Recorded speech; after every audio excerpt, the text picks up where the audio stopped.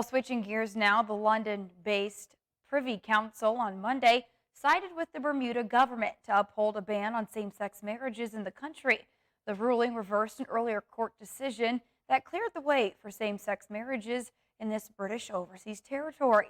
The Attorney General of Bermuda appealed to the Privy Council after the country's Court of Appeal and Supreme Court ruled that Section 53 of the island's Domestic Partnership Act 2018, which confines marriage to a union between a man and a woman, was invalid. But London's Privy Council, which is Bermuda's highest appellate court, found that the legislation banning same-sex marriage in the country was not unconstitutional.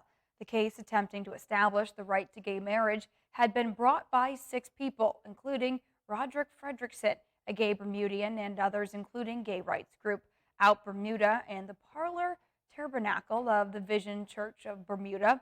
The judges sitting in London allowed the Attorney General's appeal by a 4-1 majority.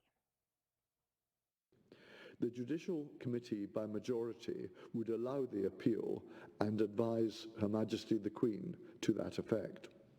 Lord Sales dissents and would have dismissed the appeal, but only on the ground that Section 53 was in breach of the protection of freedom of conscience in Section 8 of the Constitution. The board is unanimous in rejecting the respondents' challenge based on an asserted prohibition of legislation enacted for a religious purpose. There is no such prohibition in the Constitution, nor has the board recognized such a provision in other constitutions within its jurisdiction.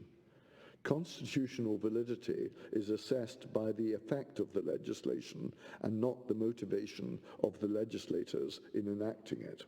In any event, the board is satisfied that the DPA, including Section 53, was not passed for a religious purpose, but as a compromise between different opinions in Bermuda and to fulfill an electoral promise.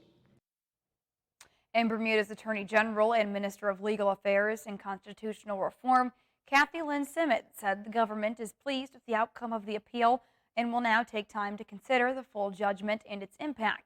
Same-sex marriages have been allowed to take place for several years.